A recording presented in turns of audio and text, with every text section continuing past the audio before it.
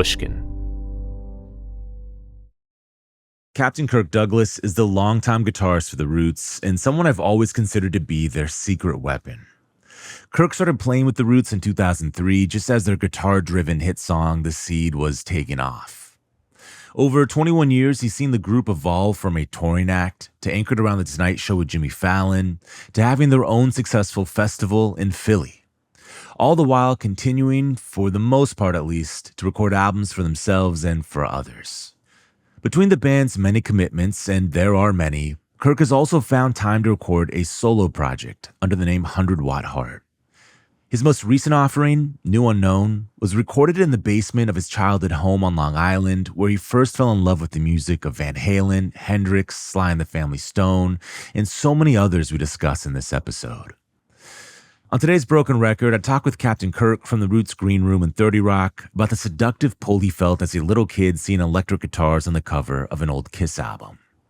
He also reminisces about his early days gigging around New York City in the 90s while working as a preschool teacher. And he recalls the elation he felt when Prince played one of his guitars on The Tonight Show, only to smash it on stage at the end of his performance.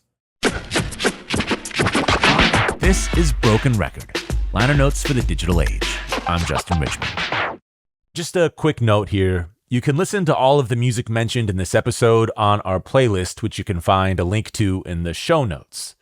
For licensing reasons, each time a song is referenced in this episode, you'll hear this sound effect. All right, enjoy the episode.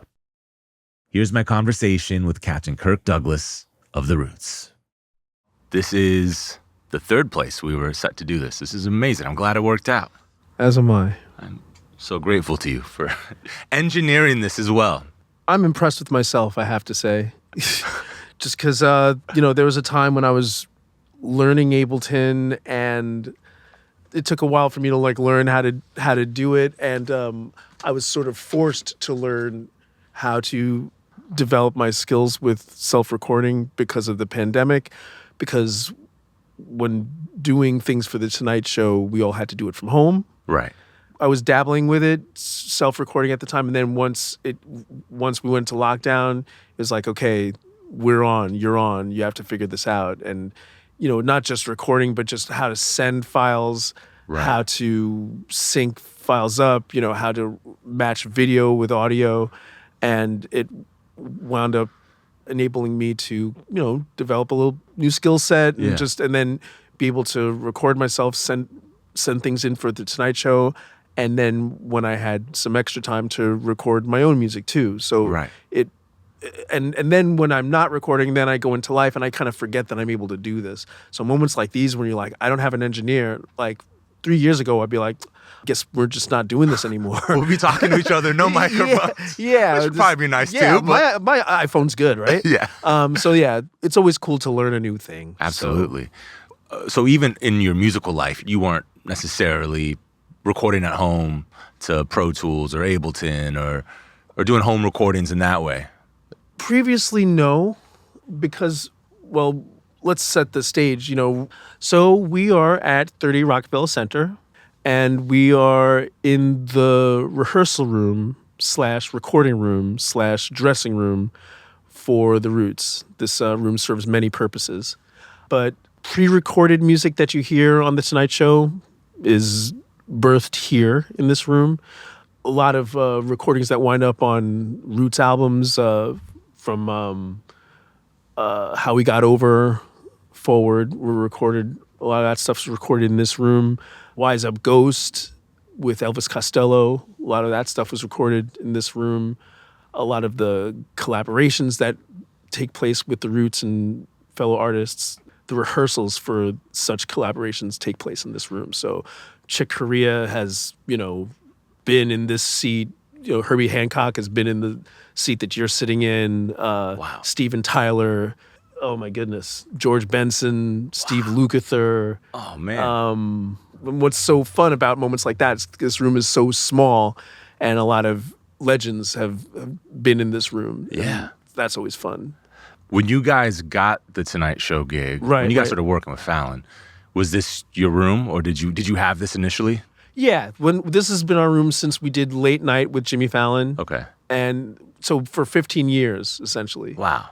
Yeah, we got in and we're like, damn, this room is small. And they're like, oh, well, Conan's band's room was even smaller. So we're like, okay. Good enough for Max Weinberg, the Max Weinberg 7, good enough for us. Yeah. Good enough for Max and Jimmy Favino. Yeah. All those cats. Shout out to them. Yeah, they're amazing. Did you guys do the John Legend album here too? The Wake Up? Was some of that done here? No. We used a studio that was on 48th Street. Oh my goodness, the name escapes me. But back when 48th Street was kind of like a more music row street. But eventually, after being, using a studio around the corner, I guess we realized, that, hey, we can make quality recordings here. Questlove's drum booth is right next to you over there. And from sitting in this spot and recording so much and seeing what Steve, our engineer, was doing, I got to have a front row seat to, how to do recordings. And I asked him a lot of questions, much to his chagrin. Yeah. But he was often gracious enough to answer. And that also gave me the curiosity to say, oh, I wonder how you can record at home. And then I also, hearing a lot of things about records that you love and discovering that not all of them were done in big budget recording studios. Yeah. And, the longer I live, the longer I listen to podcasts and read articles, the more I discover that, some of my favorite records were done in a home environment. Yeah. And, if you have a place that has a great vibe, you can, capture a lot of moments with that. Yeah. So 100 Watt Heart is project. What would you call it? A project? A group of yours? Or is it? Project / group. It's music that I write, and I perform it with a drummer, Rick Sheridan, who was in a band called Earl Greyhound previously, and he's just like a good friend for a long time, since like the 90s. Cool. And through his friendship, I learned a lot of music, and we would just sit around and listen to music, and he exposed me to music I'd never heard before. And it was around this time of meeting him that I was also discovering the Roots.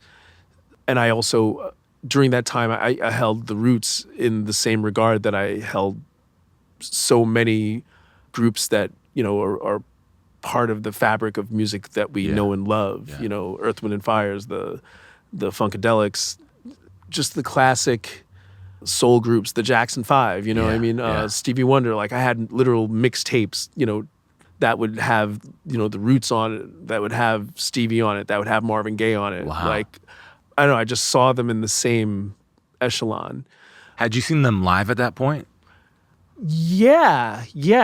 I guess it was around 98. No, even earlier, maybe 97 when I first saw them live. At the time, the guitar player Vernon Reid from Living Colour, he was a huge influence on me. And I remember I got to meet him when I moved to Manhattan. Wow. I remember the day I was going to play with a drag queen named Hedda Lettuce. That was my first gig getting paid in New York, playing with a drag queen. It's a great name, Hedda Lettuce. Hedda Lettuce. Yes. Hedda Lettuce. Yeah. Right. And I remember I was on my way to that gig at Don Hills, and I saw Vernon in the street, and I'm like, yo, Vernon, I got to play this gig, but later on tonight I'm going to go see the Roots. And Vernon's like, oh, I'm playing with them tonight. So I saw him play with the Roots, and I remember watching them and just being like, wow, I would love to be in a band like this. And at the time, when I was playing with Hedda Lettuce, that was the only gig I had. I was playing with a host. I played with like 10 or 11 different bands back in the late 90s. But yeah, I saw them. They played 5 nights at the Knitting Factory, 5 nights straight. And I saw like, I think 3 out of those nights because the tickets were fairly cheap.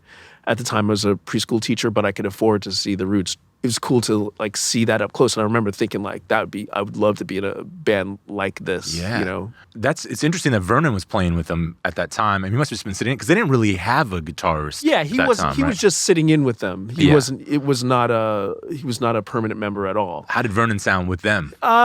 He did his thing, It's like he was very much himself, very Cool. much Vernon Reid, and he wasn't up for the whole time. I think they brought him up at like the end of the show. Oh, got it. And at the time, they had Razelle, Godfather of Noise. He was there doing what he does, his beatbox and so much more.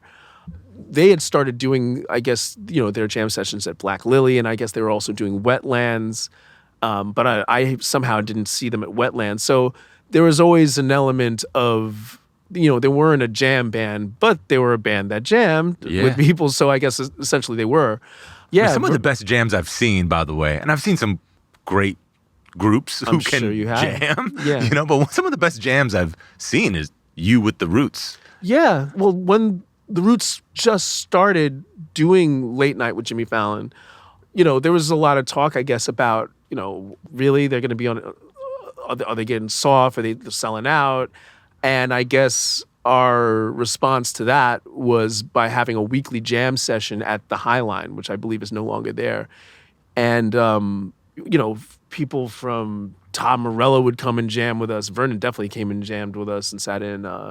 Reverend Vince. You'd go on stage and we had no idea what was going to happen. Like literally having no idea. Just start playing. And our manager, God rest his soul, Rich Nichols, would just be on the side of the stage making hand gestures to us for what he wanted to hear coming out of us musically. Wait, what? Really? Yeah, he'd do that. Just like, I don't know what this meant, but this is what he wanted to I'm gesturing my hands up in the air, but almost like you're gesturing almost like bigger, more. Sounds yeah. That's See, that's how I kind of, and that's read what we aim to give him.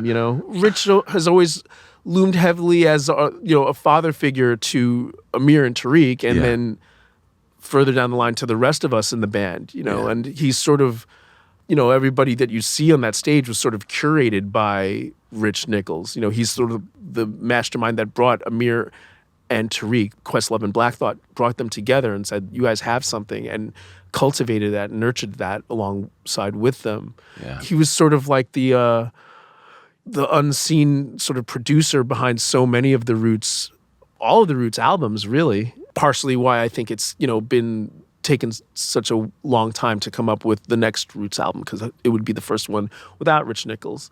And whatever the Roots puts out is, we want it to be something that would be worthy of his legacy. Yeah. Wow. So he's almost like a Yoda figure, like a paternal figure, a North Star of the Roots, like a George Martin, if you will. Yeah. A fifth Beatle too, that one that's off stage, but one whose presence, he casts a bright shadow over the band. Yeah. Any group that is together as long as the Roots have been, including the Roots with you as a part of the Roots, I guess to survive, you have to learn to weather changes. But it is wild as you're talking. I start to think about all the various iterations and just the things that have kind of transpired. Yeah. From you joining the group, Rozelle at some point departing, not being a part of it, Rich passing, getting into the Tonight Show, Leonard Hubbard leaving, like just things that are like at one point seemed foundational to the group. Right. And you guys are able to navigate it. Yeah. I just think of doing a podcast right now in this building, just it's like a university, 30 Rock University. And the Roots is like, we're all sort of students of that. And being a member of the Roots is like, the Roots is a university in and of itself, and just like listening to Questlove Supreme, just watching how other members of the band, are able to pivot outside of the band and still, keep the band itself as something that you always come back to. It doesn't have to be, oh, well, if you want to do a bunch of other things, it's either that or be a member of the Roots. And you see that from, the core members, just from reading, Black Thought's latest book, His there's book always was so beautiful, man. Yeah. It really blew me away when I read that. Yeah, fantastic. And just, it only makes sense because he's a wordsmith, in the booth and on record. So he lends that to, the page, that we all can read. Yeah, just watching all that, it's like you have all of this information that if you look at it like as a class, you see this potential syllabus before you that you are able to ignore, but you're making best use of your time if you participate in it and if you use it all as inspiration. What did joining the Roots, how did that impact your guitar playing? Well, at its most basic level, I think my timing, just in terms of keeping time. Growing up, I always paid more attention, I guess, to leads and solos and stuff like that. And playing in the Roots just really reinforced the concept of pocket.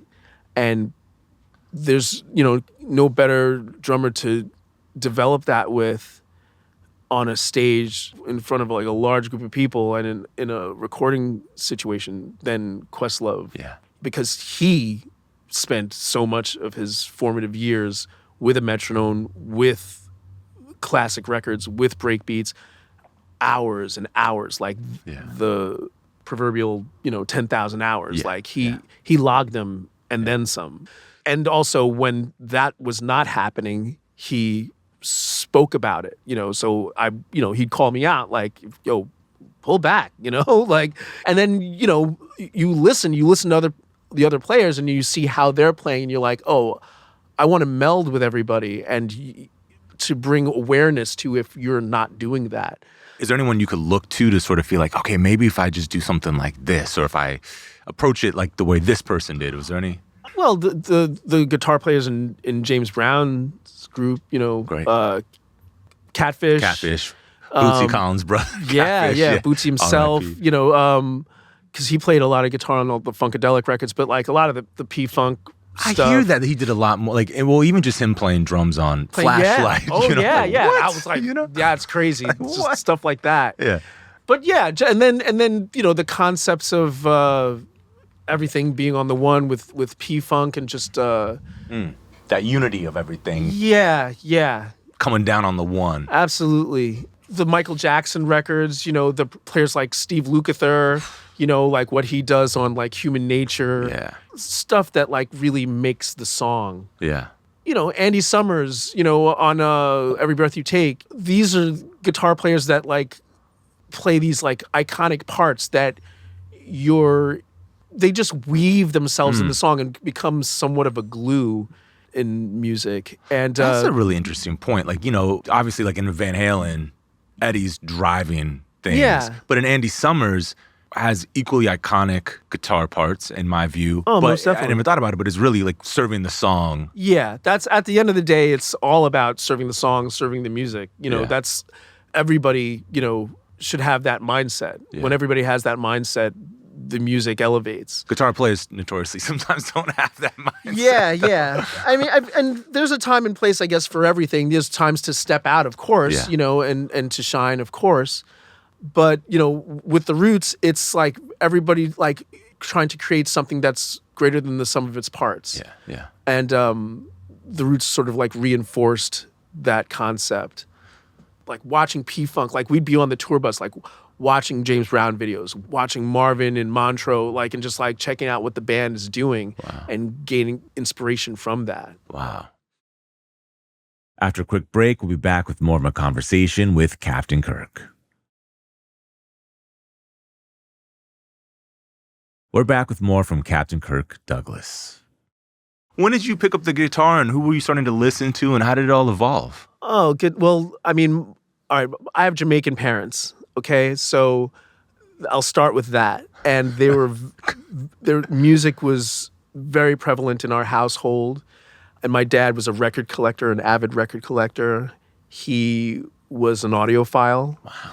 So grew up with, big Marantz power amp, Marantz preamp, Wow. tannoy speakers. I mean, I remember these tannoy speakers as, to my 3-year-old body, these were monoliths that helped me learn how to stand, but not just learn how to stand, but sound came out of them, you know what I mean? Yeah. And my first memories of music was like the song Daniel from Elton John, and then in the same night hearing Easy by Commodores, along with various, reggae songs. And, my dad would have his friends come over, they'd play music. With the reggae records, would those have been records he knew from growing Jamaica. Up in Jamaica, or would he pick them? Like, He brought them over from Jamaica. Brought them over, cool. I'm the only one in my family that was born in America, so They lived in Jamaica for a while, and then they came to Brooklyn. And I was born in Brooklyn in 72. And then, but so yeah, anytime he'd go to Jamaica, he'd come back with records. Do you have those records still? Absolutely, yeah. They're all out in Long Island. That's so cool. My mom is in the house that I grew up in. My dad's no longer around. He passed in '09, but he left behind that same stereo system, those same speakers, those same records. So cool. And so that's what would happen during the week. But on Sundays, Sunday was church day, and it would be all about classical music. My brother, his name is Handel, named after the composer Handel. But Beethoven, Bach, church hymns, that's what would be playing all day Sunday, or most of the day Sunday. When I was 5, they moved out to Long Island. And, once I started to go to school, that's when I started getting exposed to rock music. And when I was 7, I had a friend in my class, Chris Garcia. I went to his house, and he had these Kiss records. And I remember seeing them and being like, what is that? They looked like superheroes. They looked like, and then they're holding these scepter-like, colorful, shapely things, these objects that I discovered were guitars, and they looked cool. They sort of embodied part skateboard, part sports car, part scepter. The sound that was coming from the speakers was created by these things. Yeah. And I was transfixed, and I wanted to be a part of that. And his brother had a guitar. That's the thing. So I was seeing one up close. I was just, I was so attracted to it. What was do you remember what the guitar was? He had a fake Les Paul copy. Cool. It was sunburst, but it sort of looked like, you look at a sunburst guitar, it looks like there's fire within this that's being contained inside this instrument. And yeah, I wanted some of that, So, and he played, and just so hearing, him just being able to sort of have sway over the sound, and just seeing, that it was somewhat accessible. Like I begged my parents for a guitar, and there was a shopping mall, and there was a store called Family Melody, and they sold electric guitars, and you just seeing them all lined up in their various colors and shapes. And I remember buying Guitar Player magazine before I could play, just looking at it like looking at Pubescent Boy looks at Victoria's Secrets, just being so excited by it. Salivating over the guitars and the gear and the looks. Yeah, I was all in. And then finally my parents relented, and they got me like a really cheap guitar that it's broken, but I still have the remnants of it at my mom's house. And then I think I started getting to Van Halen. Now we're at the time when MTV is birthed, and I would go over my babysitter Iris. I would go over to her house. We didn't have cable, but they had cable, and they had MTV. And then I was seeing the videos by Styx and by Van Halen and Huey Lewis, and so around like 84, 85, something like that. Yeah, we're talking, exactly, like 82, 83. And then there'd also be the Friday night videos, and then that's when you start, around that time, you start seeing Shaka Khan videos, and around then 84, then you start seeing Prince, Right. And then cool. Then there's like, okay, black people can do this too, because my other exposure to music from my brother was really Sly and the Family Stone and Jackson 5 and the Bee Gees. Like ABC and the Stand record, those, and the Kiss records. So that was sort of like set my musical foundation at the time. Man, and honestly too, like those Jackson 5 records and those Sly Stone records, great guitar records. Yeah, and I didn't really, as a kid, I was so attracted to the distortion and the heavy guitars, like when I heard Easy by the Commodores and hearing the guitar solo, and that was like, that's a guitar solo, It is a tasty one. Yeah, for sure.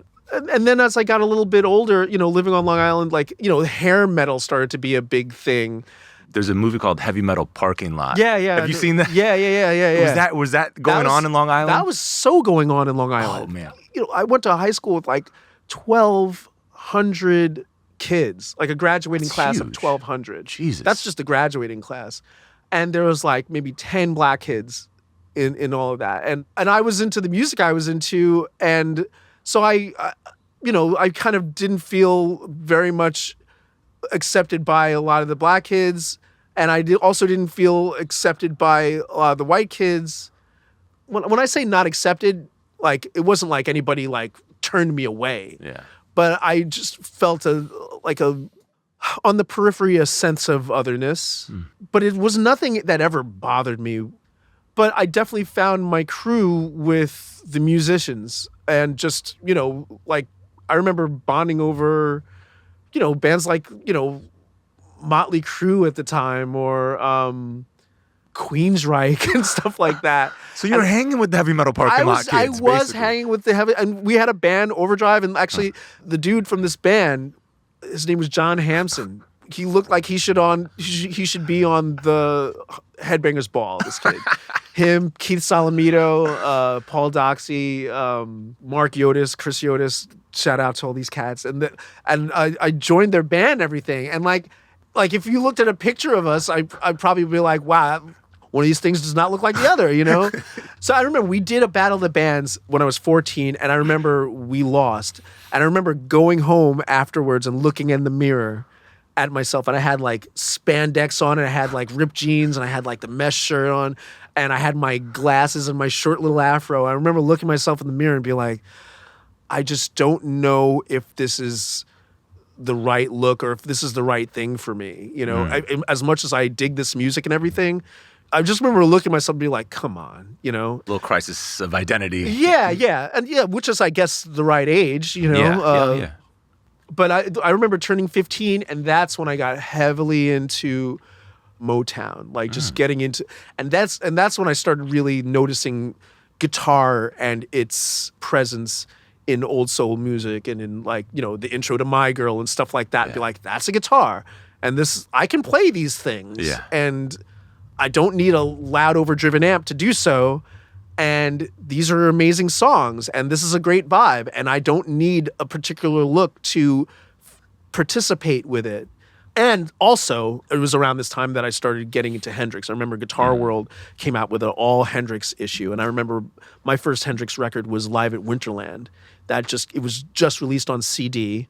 So it was just like, hearing Hendrix on stage, and my dad was allowing me to play CDs on his huge stereo. Okay, so you've upgraded at that point. Yeah, exactly. So it was that Live at Winterland Hendrix, and I was able to see how black music fit into rock and roll, and sort of, do the backtracking and seeing like how I could be part of this music that I was into, and how, oh my goodness, Hendrix was a forefather, in fact. Yeah. And just seeing like my place in it more so. Like, you're not an intruder. Or this is losing your house, yourself. dude. Yeah. And then it was around this time, shortly thereafter, when Living Colour came on the scene, and there was like, oh shit. That was such a moment of validation, and just like a world just got very technicolored really fast. Wow. And I was super fanish. I remember they played on SNL, and I remember getting Vivid on CD, and I just remember like just dancing in my basement to this music. And then I must have gotten my heart broken, and then I discovered the Smiths and The Cure and Fishbone, goth, if you will, and then I started getting into seeing how the guitar could create a different sort of tapestry with this music that The Cure was doing, that the Smiths were doing, and Cocteau Twins, bands like that. So you have like the guitar-driven stuff, like rock and roll, where it's riffing. Yeah. Then you have like soul, where guitar is an accompaniment kind of thing. And, but in that music, it's more like, it's almost like you use like a sound effect almost, or like a... Oh, yeah. Very sonic tapestries and just textural stuff that you're not like in your mind's eye, you're not seeing this swashbuckling guitar hero. But there's the subliminal thing that guitar does. So that's triggering something within you emotionally, sonically. And it's also the textural aspect of like what a keyboard does. So there's that sort of cold wave, that sort of cold British sort of element, with chorus pedals and a lot of delays. And then some of what U2 is doing, there's like some aspects of that.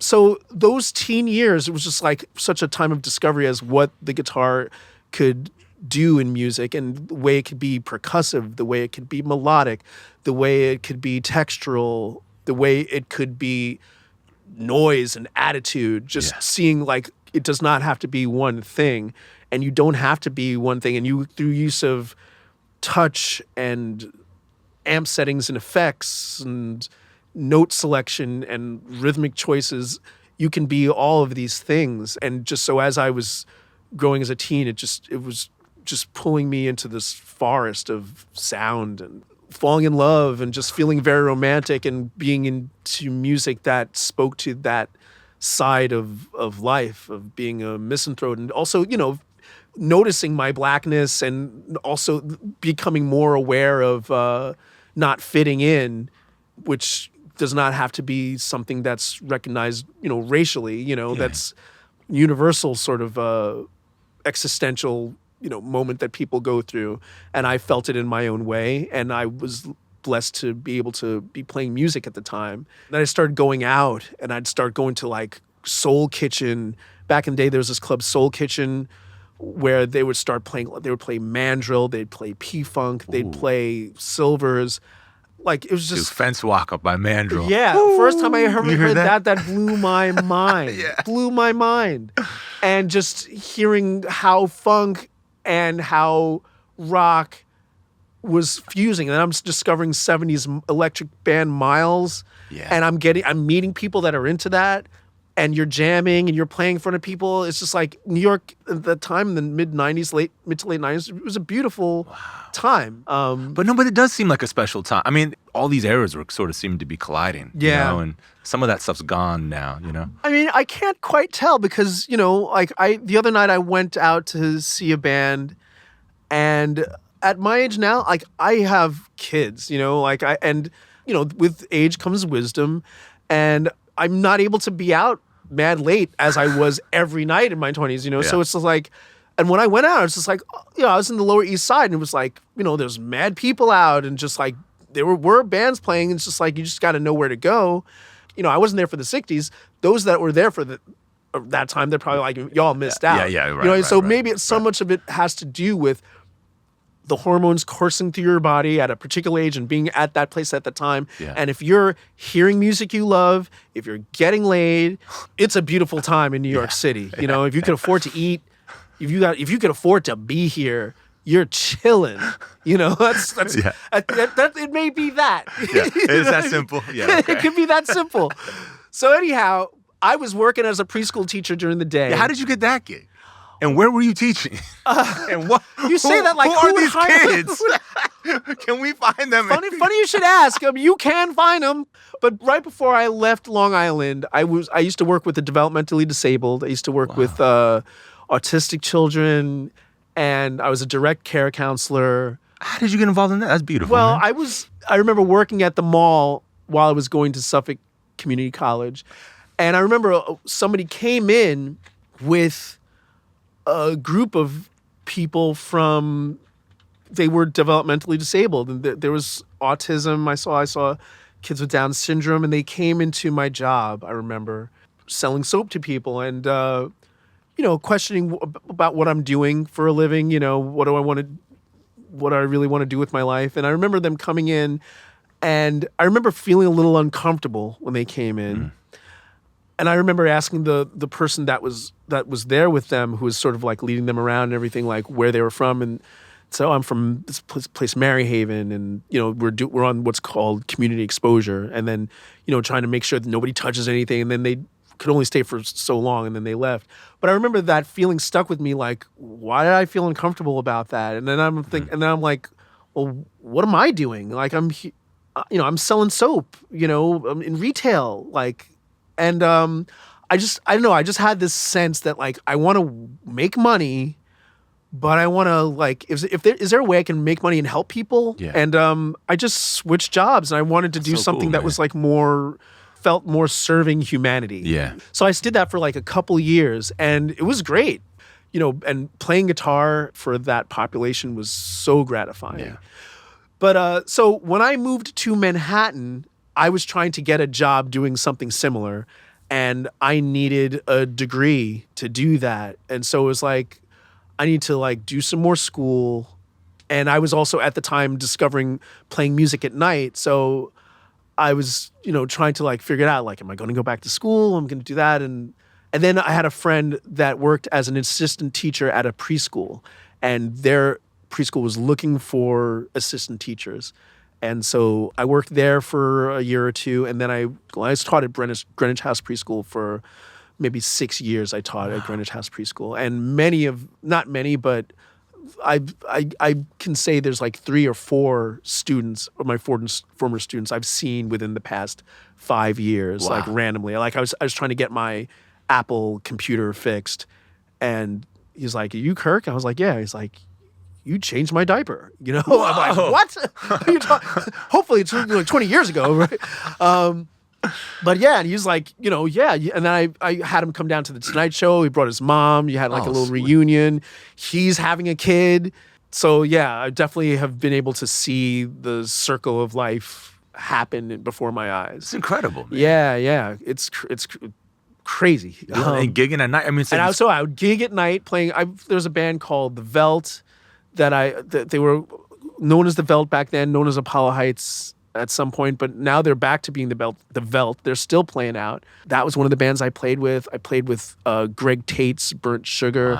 Played with Amani Uzuri. Played with Tamara Kali. God, Alice Smith. I remember playing with her. Sometimes interpretive dance. You'd be playing for that too. Wow. And many of the things would be like, coming up with things, all improvisation based. So that was part of like my musical like diet and education. There's a band called the Bell Band. We used to play at this place, the Bell Cafe. They called us the Bell Band. We would just every Sunday just set up instruments and just play whatever came to our minds. That was very influenced by what Miles was doing, like 70s period Miles. Like the John McLaughlin era. Yeah, like Mahavishnu type of stuff, just, mandrill type of stuff, just like meters. And just, and I'd bring like everything that we've talked about for the past hour, like to the table sonically in terms of what would fit. And, through effects, you learn how to like take up textural space and create things that are ethereal, and then, sample yourself, and then come in with something that's just more riff oriented, or something that's, just more supportive to what the keyboards are doing. And it was all like seat your pants. And then occasionally get to like rip a solo too. Like all that stuff was like no holds barred type of creation. It was such a freeing playground, and that I think was a big part of my transition to getting to play with the Roots. Because around that time, from playing with one of these poets, Imani Uzuri, I think Rich Nichols, who I had spoken about before, came to one of those gigs and gave me his card. Within, I think, the next year, I got a call because the guitar player for the Roots at the time, Ben Kenny, left the Roots to join Incubus. They had just put out Phrenology, and they were about to go embark on a tour of Japan. And Vernon was playing with them while they were doing a brief European tour, but Vernon couldn't stay because he had to go and continue with Living Color.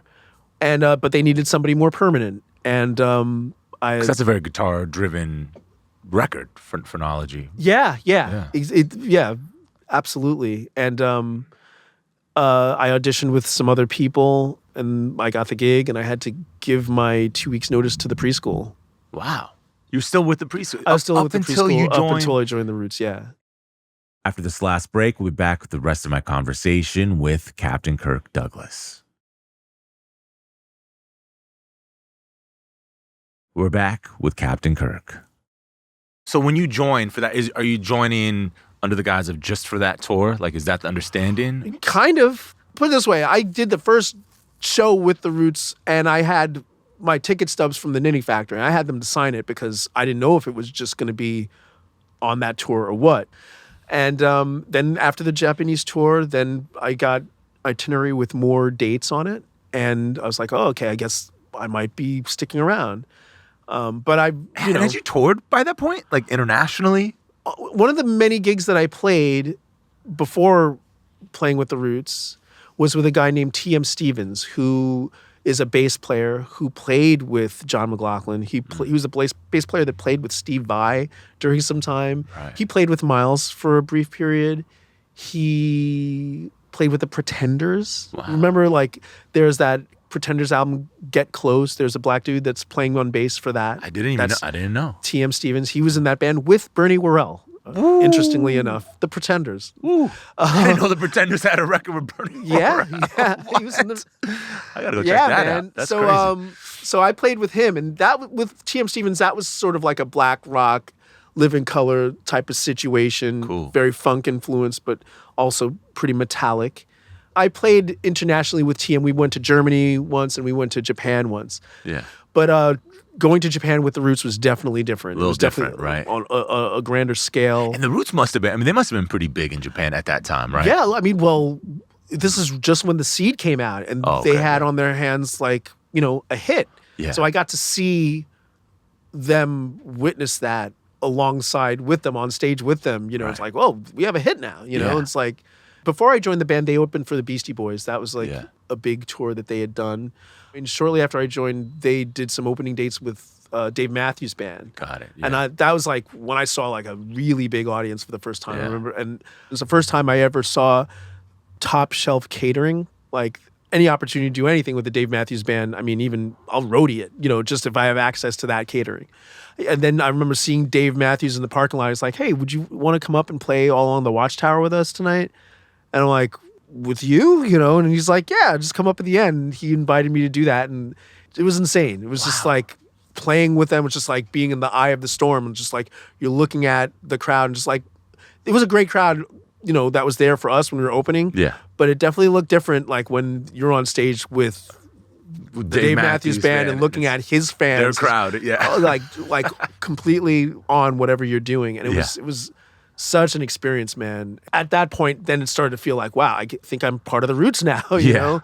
It's weird when I think about it, because it's kind of like, in the grand scheme of things, like, it's like this short period of time that felt kind of long. I joined the band in 2003, and then we started working with Jimmy Fallon for Late Night with Jimmy Fallon. That started in 2009. I know. I mean, the Roots pre-Fallon were like on the road all the time, like a lot.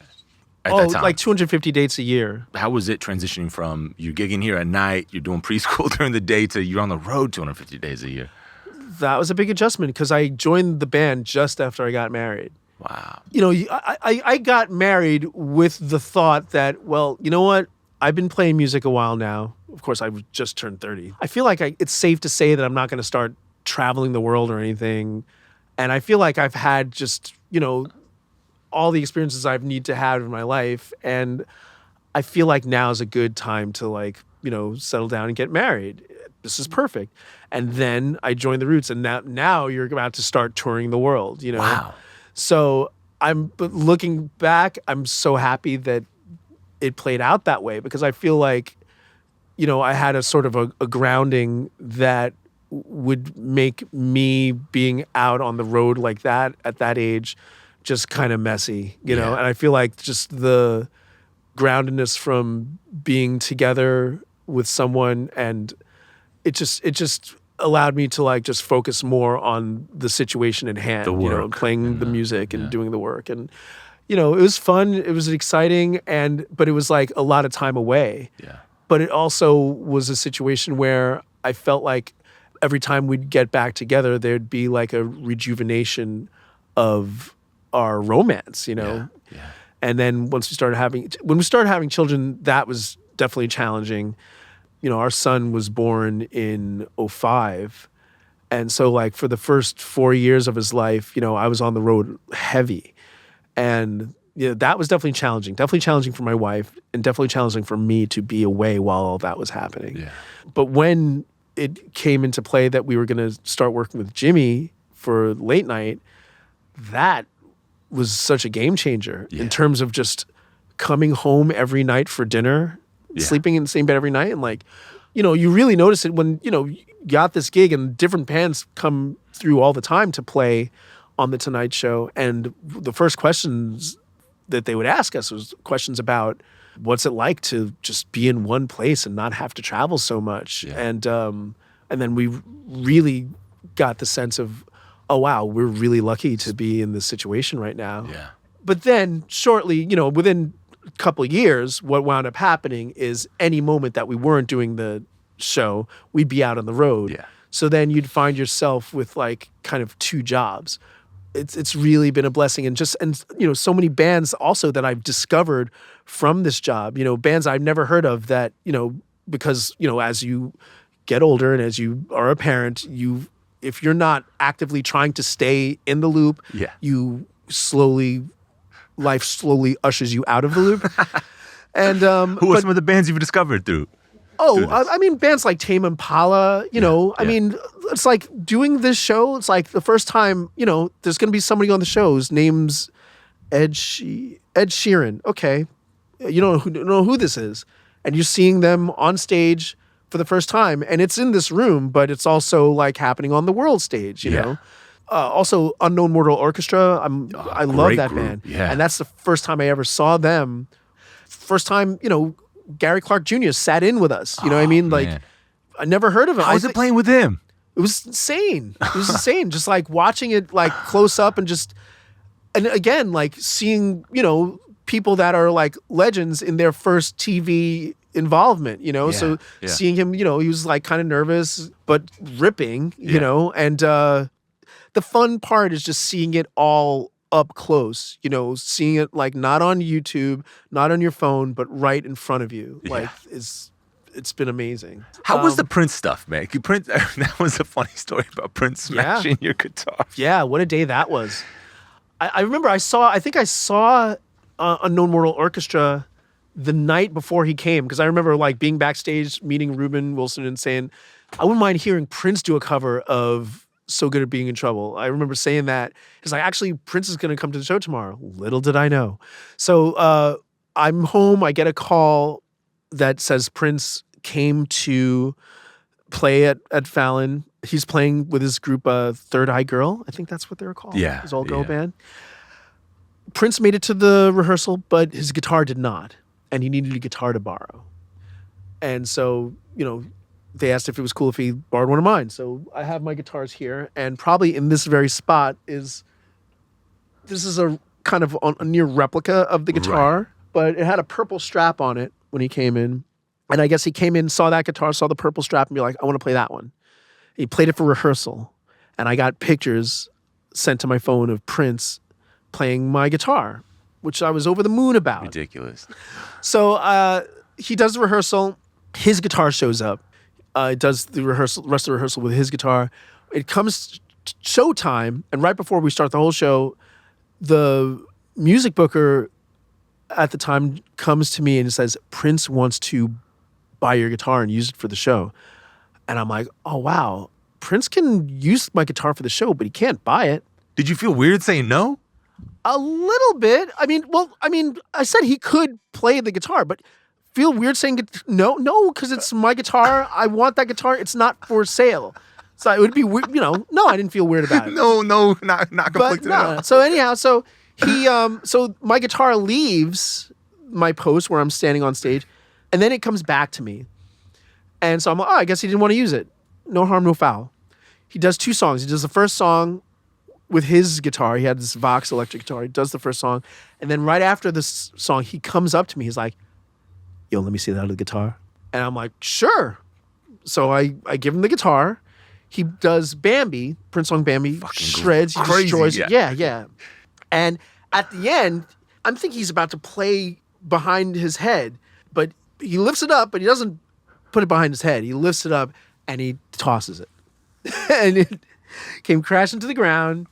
And it was like feedbacking, and he just like does his strut off stage, And Jimmy's like, introducing him off, that was Prince. And then we play the outro to the show, and there's footage of our bass player, Mark Kelly. He's just laughing hysterically. And you see, I'm laughing too, but it's not a normal laugh. It's just like, it's a laugh that like, I know I'm on camera, like this sort of like maniacal look on my face, like what the fuck just happened? So then after the show, Keith comes up to us, and he comes up to me. He's like, Prince wants to talk to you.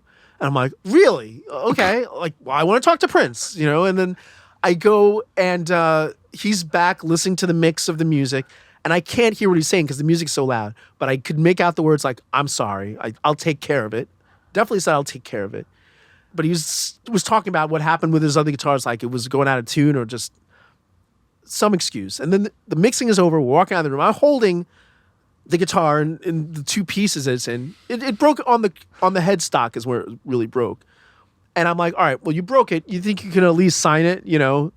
And he's like, oh, I haven't signed anything since the 70s. He wouldn't sign it. Wouldn't sign it. Yeah. And I was just in shock. I was like, damn, that's cool.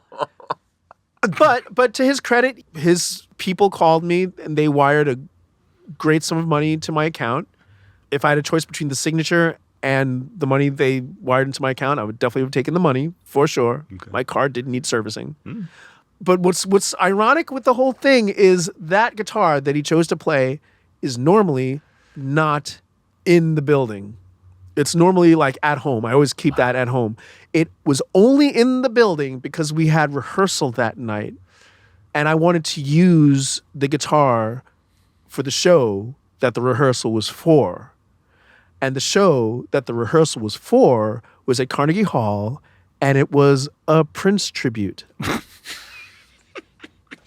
Yes. Well, you knew how to pick the guitar for the tribute. Yeah. What was cool about it is the guy that sold me the guitar, great luthier that builds his own guitars, Matt from 30th Street Guitars, Matt Brewster, and he fixed the guitar in time for me to use it that night. Wow. You know, and Chris Rock was also there, and he did like a Prince spoken word song. I forgot which one he did. But I told Chris Rock the story. He was like, well, now you have your own Prince asshole story, you know? And now it's at the Cleveland Rock and Roll Hall of Fame, and I'm trying to get that guitar back now because I think it's been there long enough. It's gathered enough mojo, I think. And I'm ready to have it back now. You want to play it again? I want to play it again. It's good instruments are made to be played. Oh my gosh. Yeah. Was that the only time you met Prince? Was that the No, I met him once at a Grammy. He had a Grammy party, and that was right after he did his famous Super Bowl performance. Oh, wow. So I met him shortly after that, a few days after that, I think it was. Talk about mojo. Yeah, right? And I met him right before one of his shows at the Garden, along with Questlove. He like reintroduced me. Both times Questlove introduced me, you know, I was like right there when he was hanging with him. That's so cool. So yeah, I had 3, and I was really looking forward to like seeing him again after that happened, you know. Yeah. Never got to have that. That's so sad. We lost him, man. Yeah. It's tragic. Man.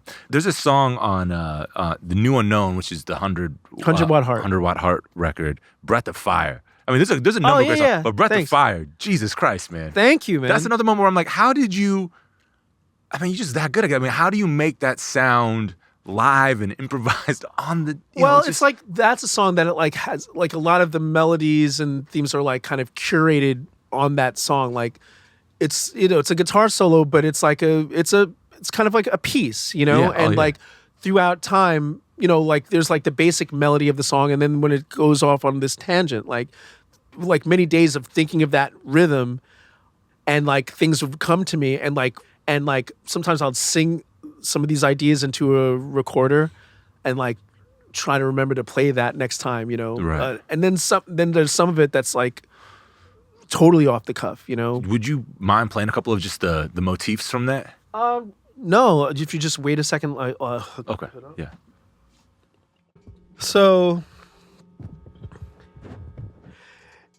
yeah, the main groove of it is like, it was just started out of like this basic progression, that basic riff, and then you have like all the percussion that happens, and it's like a guitar solo, but it's like kind of like wanted something like as if the guitar is like singing.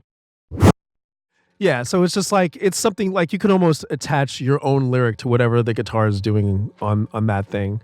And then as the song goes on, you start getting into things that, you know, probably can't be sung guitar-wise. The guitar's, I guess, expressing like the lyrics that can only be like felt and not sung, maybe. Every other song had vocals on it. I thought it'd be cool to like give people a break from my vocal. I wanted to give myself a break from my own vocal. Not that I don't like the sound of my own voice, but I thought it'd be cool to have an instrumental track, something that's, there's no words to take you in any sort of direction, to just give you, the listener, their own interpretation of what's going down. There's another cool song on there, Land of Look Beyond. You mind playing through a little of that? Yeah. I recorded the whole album at my mom's house, and it was recorded in the basement, and I, with the drummer Rick Sheridan, a lot of it was recorded over COVID. And for that particular song, about a week before, I played the drummer Rick that song on my guitar, and I don't know how he remembered it, but he was like, yo, we should play that song again. As I told you, I was dabbling with home recording, so I just had 3 mics on his drums. I had a mic on his kick drum, mic on his snare, an overhead mic, and what I did was I played my guitar directly into my interface, so there's no bleed onto the drum tracks, and we played that song for the first time since he heard it. So we really never played the song before. So when he sat down to play it, it felt so natural to him. And could have been, cannabis induced, but he was definitely in the zone. I was in the zone. We were both in the zone. And we played that whole song, that whole take down from top to bottom for the first time ever.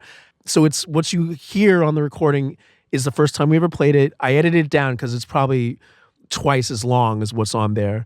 And then it was just built on top of from there. So that's what you're hearing on Land of Look Beyond. Beautiful song, man. I appreciate that you listen to it. The album's been out, since the end of 2022, but I just got the vinyl done now. So now this is the challenge of playing with the Roots and trying to have a side project. It's like, you're just juggling all the blessings. You know what I mean? It's a great way. And some things take time. And what's great about music and what's great about recording is it's manifestation in action. It's like you imagine something, there's a seed of an idea that comes into your mind, and you record it and you grow it. And there's a time when Land of Look Beyond was just like a little chord progression I was playing for myself, and then it became this thing, and that's one of the most gratifying things about recording, like hearing an idea that started in your mind, and then for me to get that idea out and have it come out of speakers, especially the speakers that I grew up listening to music. That's what a musician does. That's all they want. Pull you, the listener, into our world and saying, this is what I'm about. Here's a little musical museum of the things that I dig, and maybe some of it resonates. It's all in that record. It's the musical equivalent of what we just talked through. Yeah. It's like all these, you hear all the influences and more, and just the years of work that you put into your craft. It's like, it's beautiful, man. Thank you.